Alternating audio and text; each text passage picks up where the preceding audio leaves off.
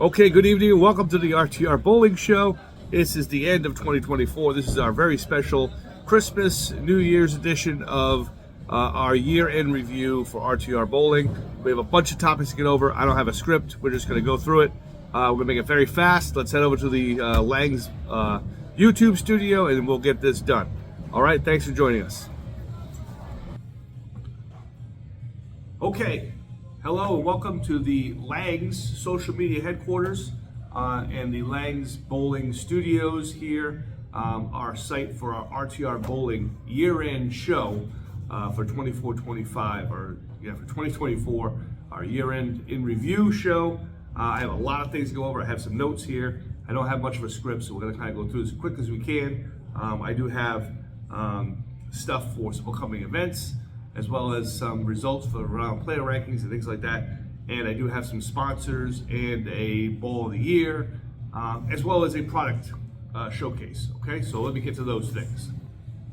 Okay, so first of all, our sponsors for this evening's show, Mr. Magoo's Pro Shop and Ricky V's Eggnog. So Mr. Magoo's Pro Shop, our longtime sponsor for our show. He is tonight's lead sponsor, and Ricky V's Eggnog is our junior sponsor for tonight's show. So thank you for both of those guys for their donation to keep our show going. Our product showcase is the 2024 release. The Physics Blackout just came out. Probably will not get props for 2024 Ball of the Year, but that could be a candidate for next year's sales leader for the 2025 season. So keep an eye on that ball. This is a sanded pearl, NEX Pearl cover stock, super strong core. The Physics cores are a favorite of mine. So big core, pearl cover stock, but sanded, super strong, super smooth. Right below your harsh realities and your realities and gems, that kind of ball. One step below that, you got your harsh reality. Going to be a leak killer probably. You'll see this on tour a lot as well, starting in January as well, I would guess. We'll see.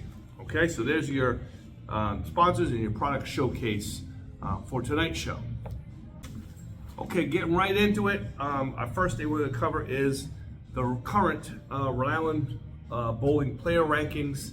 Our leader currently, the leader who was the guy who won Bowler of the Year last year, our rating Bowler of the Year, was the leader after quarter one already this year, who we released back in November, about a month ago now.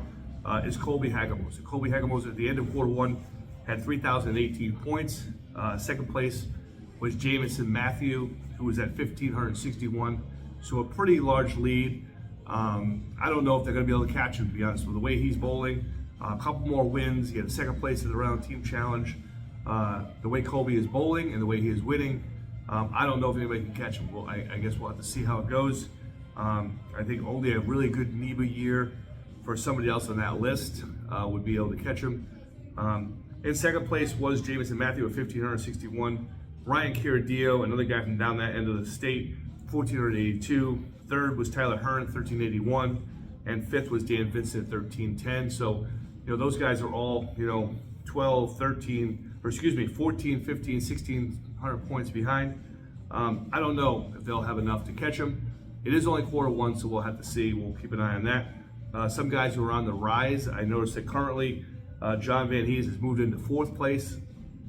He had a big win at the Rhode Island Team Challenge, as well as a couple of other pretty good showings already. Good NEBA start for him, or good NEBA finish for the calendar year last year for John. So I think here quarter one, watch for John Van Hees. Also Kenny Baker on the rise. So a couple of guys who might be able to catch Colby if they have a big year. But there's currently, Colby Hagamosa is currently not only your reigning player of the year, but also your leader by a pretty good margin in the Rhode Island Bowling player rankings current race, okay? On the ladies side, this coming year, we're gonna have, this past year we had a first and second All-State team. We had a ladies first and second All-State team. For next year, when we have the Rhode Island Hall of Fame banquet and awards banquet night, we're going to have not only a first and second team for All-State, we'll have a ladies first and second team All-State, and we'll have a senior bowler first and second team All-State. So for that reason, I'm going to give you the current standings or a couple of players to watch for both of those races. On the ladies' side, your current reigning female bowler of the year was Courtney Parento. She is currently your leader as well. She's at 655 points already. And Morgan Walsh C is second at 270 points. I bowl with both of those girls in Renown Team Challenge, and they're really good. I mean, they're outstanding bowlers. I would say that those two will probably have a good shot of holding off the rest of the field for Ladies Bowler of the Year. But we'll keep an eye on that race as well. It is only quarter one. The next rankings come out in February, the last Sunday of February. So be looking for those, and I will give you an update in February where those races are. But currently, your Ladies Bowler of the Year race leader is Courtney Parento, who is currently a reigning female bowler of the year as well. On the senior side, a guy, Sean Richard, Shawnee Cash, who actually is a Rhode bowler only because he bowls in the summertime. He bowls in the summer league here at Langs, so he has Rhode Island status. He is currently at 1,269 points for the seniors, and that's about a 400-point lead ahead of Robert Toth. Now, last year we didn't have a senior bowler of the year, but next year we will. So that race is pretty tight, and we'll have to keep an eye on that. It's still fairly early. I know Robert Toth usually makes it to all of the RAUSBC events, and he'll rack up some points. So we'll see if he can catch Sean for the senior bowler of the year race. Okay, now some upcoming events. First, we'll do some RTR stuff. Don't forget, our Ocean State Travel Classic is coming back next summer, or I guess this summer, summer 2025. Our RTR's Ocean State Travel Classic, a very successful travel league that ran for a decade basically.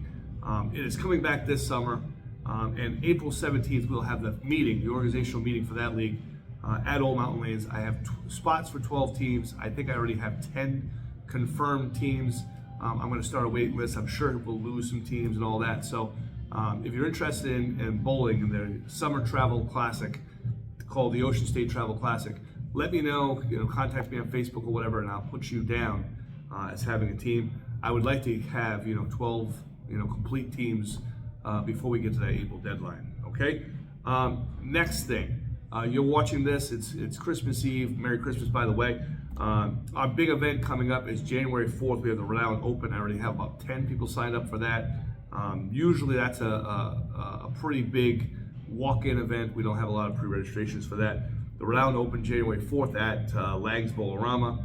That's a 6-game qualifying squad, and then it's 6 games of match play, round-robin format with a position round at the end. 6 guys will make the finals, and obviously those 6 guys will bowl each other, and then there'll be a position round at the end to determine the champion of that event, and that is a Tier 1 point event, so it's 1,000 points. Hopefully we can get somebody in there, some of you guys who are on the top 25 list, and get in there and get that event going. Like I said, I have about 10 people signed up already, so keep watching for that. Again, January 4th, Langs Bowlerama, Rhode Island Open. Okay. The next thing, the RTR State Games, which is usually in April. It will probably be in April again. I don't have a date for sure. I'm actually looking at some places outside the state of Rhode Island to host our Rhode Island State Games. Maybe even if we can get Trade Center Bowl. I would love to go to Trade Center Bowl. I love that bowling center, so I'm going to see if I can get contact with them and see if we can get a date in April for RTR State Games to be held at Trade Center Bowl. If we can do that, that'd be great. But RTR State Games is coming up in the spring. That's a TBA event, and that is a Tier 2 event, again, for the Rhode Island Bowling Player Rankings. Rhode Island Ladies Classic, also January 4th. That's at Old Mountain Lanes. That's for the women, obviously. So the girls have a chance to get some points on that day, whether or not they are bowling the Rhode Island Open or the Rhode Island Ladies Classic. I hope that they support the Rhode Island Ladies Classic, as that is a great event that Fran Barron runs, and it's usually a pretty competitive event. So hopefully we'll see everybody bowl on January 4th, one place or another. Okay. The other events coming up for RAUSBC, we have Bowl for the Cure, February 1st at East Providence Lanes. I know we'll be there. We'll be vlogging on that day as well. Hopefully we can get a big turnout. My friend Crystal Hagemoser the director for that event. Very special event near and dear to my heart, losing my mom to cancer. So both for the Cure, February 1st at East Providence. The trios, the next event on the list, RIUSBC trios, March 29th and 30th at Alley Cats. Okay, Alley Cats can be a busy bowling center this spring, as they have the Rhode Island Invitational and they have RIUSBC trios. RIUSBC trios again, 29th and 30th at Alley Cats. And the annual event this year, the RIUSBC annual tournament, May 5th and May 4th, as well as May 10th and 11th at Kingstown Bowl. Those are all of your, you can tell where it lags. So those are your events upcoming for RIUSBC as well as RTR. Okay, so we have our travel league in the summertime. We have coming up our Rhode Island Open, the RTR State Games, Rhode Island Ladies Classic, both for the Cure, RIUSBC Trios event, as well as the annual event, and the women's event needs to be rescheduled. So if I get some more details on that, I will let you know. But the Rhode Island USBC women's tournament has been postponed. It was supposed to be this last weekend. And the senior event will be in July. So I can give you that one as well. All right? Okay, so that's upcoming events, and that's Rhode Island Bowling player rankings. We have a few more things. I told you we'd go through these pretty quick. All right, so the next thing we have on this list, very important, the Rhode Island Hall of Fame dinner and awards banquet is coming up January 19th. Again, this video should be coming out on Christmas Eve. Ends our RTR bowling season as far as the calendar year. So this is coming up very soon. If you're watching this video on Christmas Eve, January 19th is our awards banquet. Tickets are already available. You can contact a board member. You can contact John Van Hees. You can contact myself. You can contact whoever your local board guy is. Okay, contact them. Get in touch. John Papa, Chris Page, those people, Christy Bars, any of them can get you a ticket, and you're going to want to be there. This is going to be a big event. It's at Cranston Country Club. It's going to be a great venue to have the event, and we are going to elect another class of Hall of Famers. I'm so glad that this event has become a premier event, and I'm glad that we stuck it out and we kind of injected some more life into it. So this year on the ballot, we have some people who are holdovers from previous ballots who didn't get in, and we have some new names. So I want to go over the ballot for the January 19th Rhode Island Hall of Fame awards banquet. Okay, now obviously these are the people who are on the ballot. They've not been elected. Their voting has actually just begun. I just handed out ballots this past week. Jerry Fortier on the ballot again this year. This is his third year, so he does not get in this year. He probably he gets put back into the pool and probably would not make it back onto the ballot. I don't foresee that happening. He could still be put in direct enshrinement from the RIUSBC president, could make that decision. But currently, Jerry Fortier's third year on the ballot, did not get enough the last 2 years. I personally nominated Jerry for the ballot, and I did vote for him. So I don't know if he'll get more votes this year. I kind of hope he does. I think he belongs in. But Jerry Fortier, third year on the ballot, his last kick at the can, as they say. So hopefully he gets in, but we'll see how that goes. Another guy who I nominated, his second year on the ballot, did not get very many votes last year. Kind of surprised, was Jimmy DeSoma, a guy who, he's got a NEBA title. He's got, just like Fortier, he's got a NEBA title. He's got a handful of RIUSBC titles, including an all events title. He was one of the best bowlers in the area in the 80s and 90s. Didn't have as long of a career as maybe he should have, but recently, unfortunately, we just lost Jimmy DeSoma, but he was a really tough competitor. I know at the end of his career is when I first started bowling, and he was good. He could bowl, and so hopefully Jimmy, hopefully Jimmy will also get enough votes to get in this year. I don't know, who.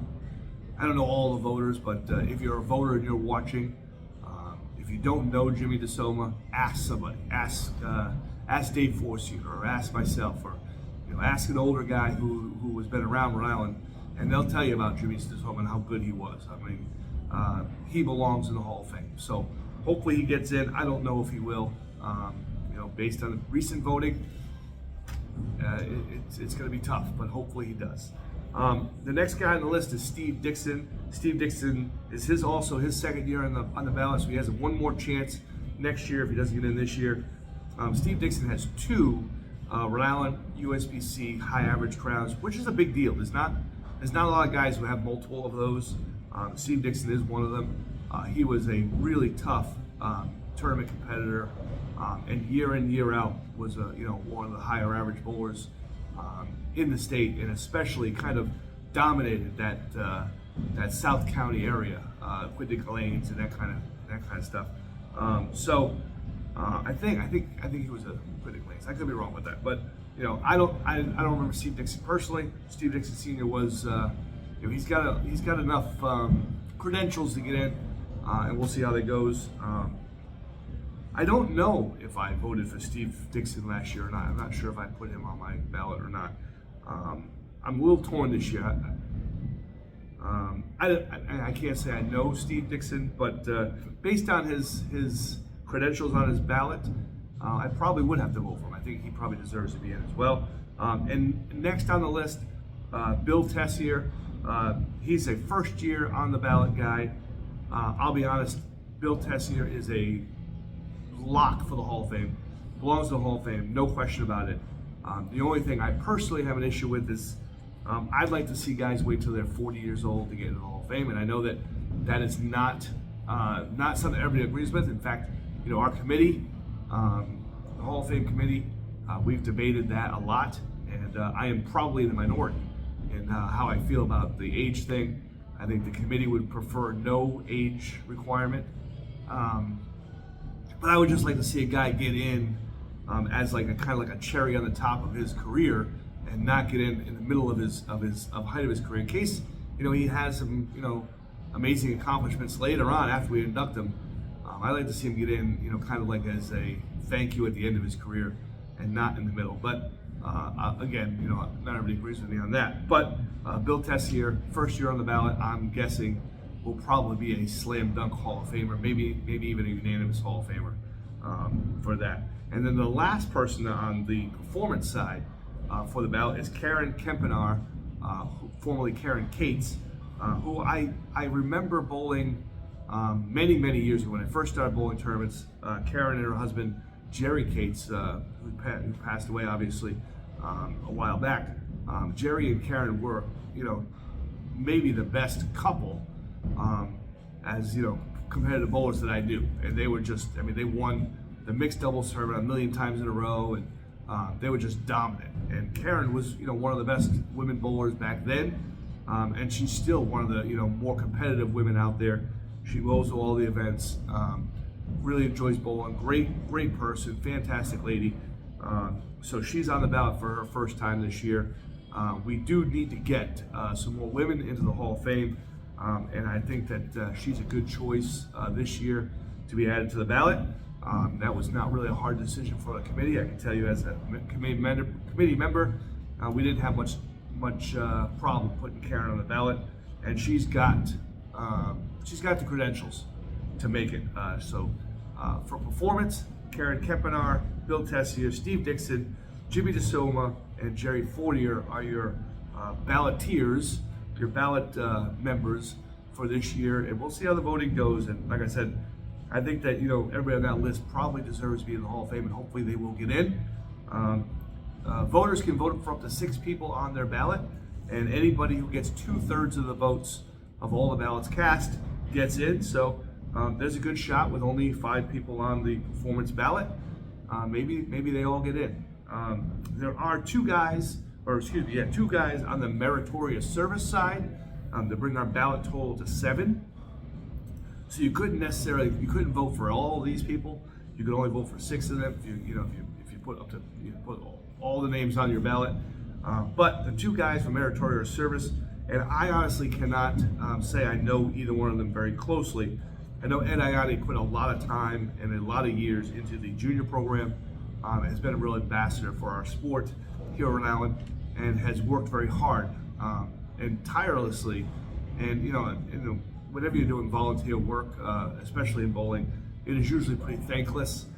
So I know Ed worked very hard for a long time and did a lot for the junior program. So he's on the ballot for Meritorious Service.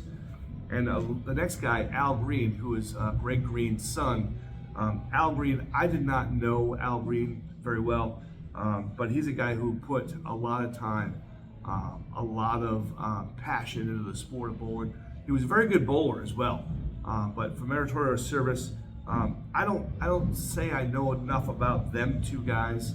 I do a little bit more homework, and the Hall of Fame ballot does give you some merits that they have for getting on the ballot, and it wasn't very hard to put either one of those guys on the ballot last year. I looked at their nomination, and they're pretty strong candidates. If both of them are on their second year on the ballot, so they didn't get in last year. And again, our president could give the direct enshrinement vote for either one of them as well. You can only do that for one person a year. So it'd be interesting to see how the voting goes. Obviously, 7 people on the ballot total. Only 6 names can be selected. If everybody selected 6 names, I guess you could have more than 6 people get in if the votes worked out right. But you only put 6 names on the ballot. There's 7 there. I know personally, it's going to be a tough choice for me because I probably will put 6 names on the ballot. And I'm not really sure who I'll leave off, being completely, transparent.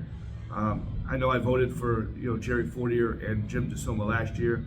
I don't know if I vote for Bill Tessier, only because he might be too young for me personally to vote for.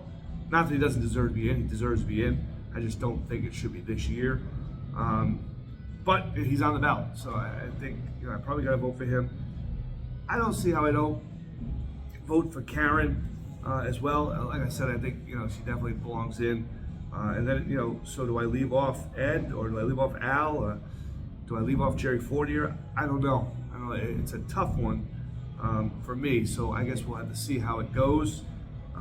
But if you're out there and you're a voter, please look into Jimmy DeSoma for sure, and make sure that you add his name to the ballot if you have a ballot. If you can look into it a little bit, because I think he's a guy who definitely deserves to be in, and hopefully he does get in this year. All right, and that's all we have. I do have one more thing.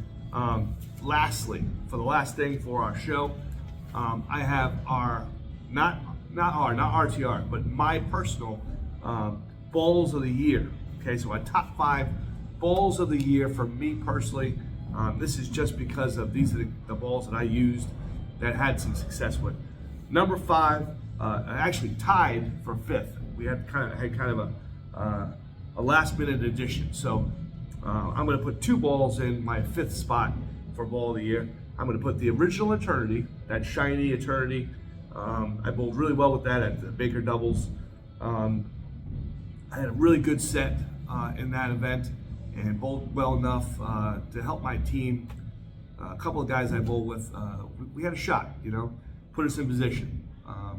So Eternity for sure, number 5, tied with my green mix spare ball, because last year in league I was about 85% after a really rough start. Had kind of came out at the end of the year with the spare ball.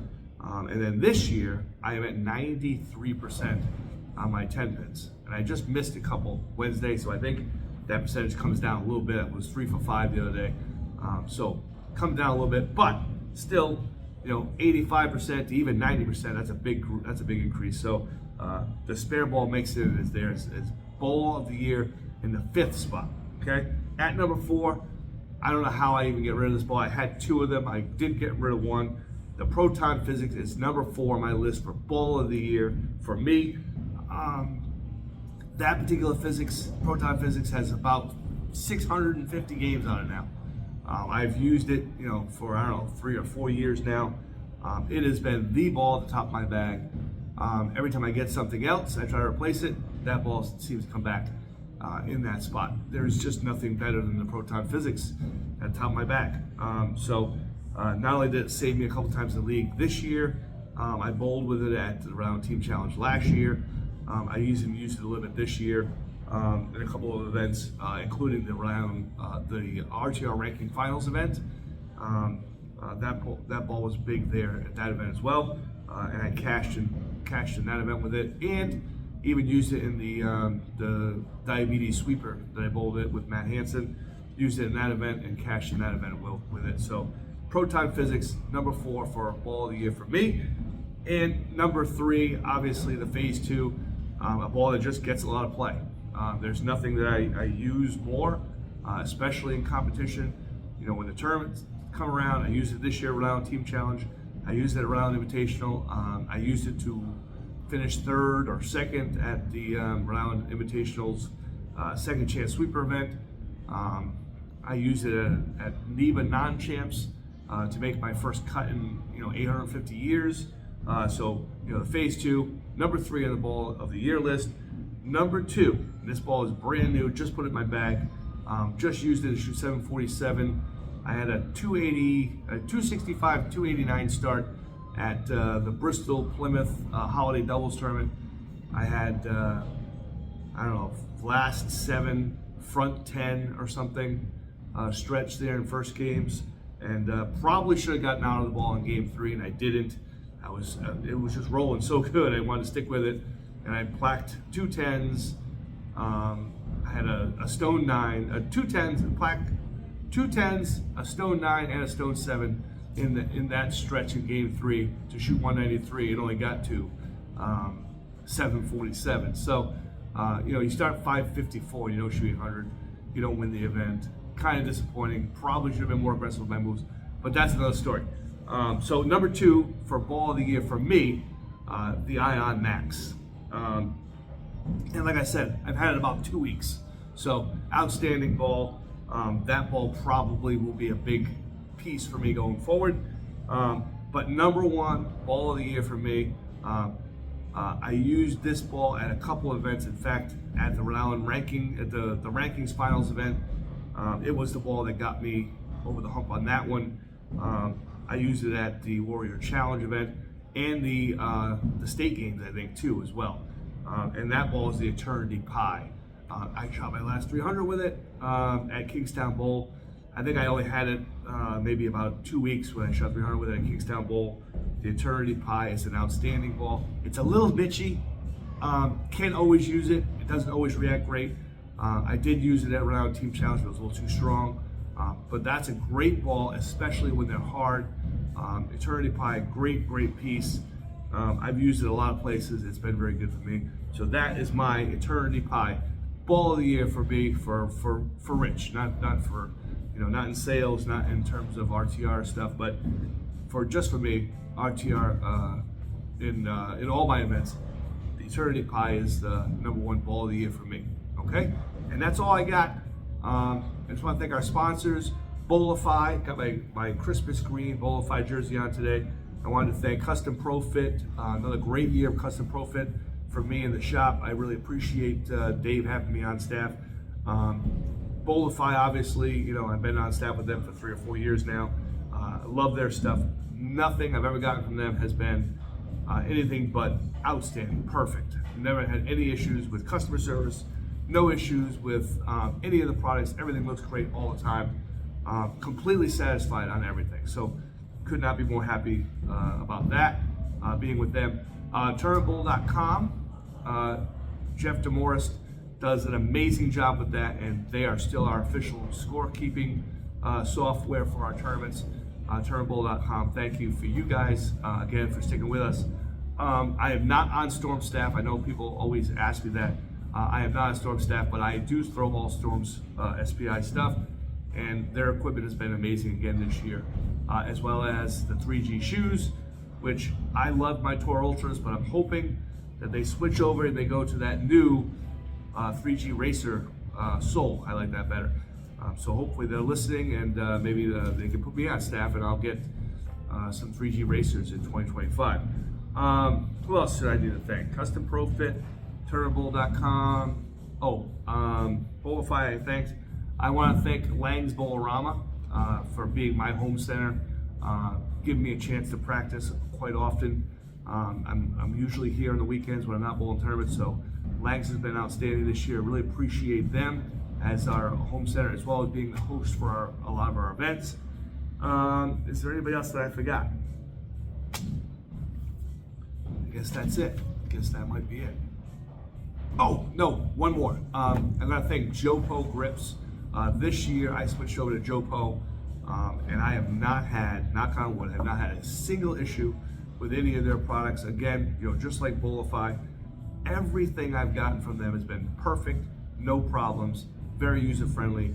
It has really been a game changer for me. So, totally recommend them. Again, I'm not on staff with Jopo either, but they've been outstanding, and I want to thank them for being a part of RTR and helping us out and being a part of our stuff, okay? And if there's anybody else I'll forget, I'll put their stuff on the thing.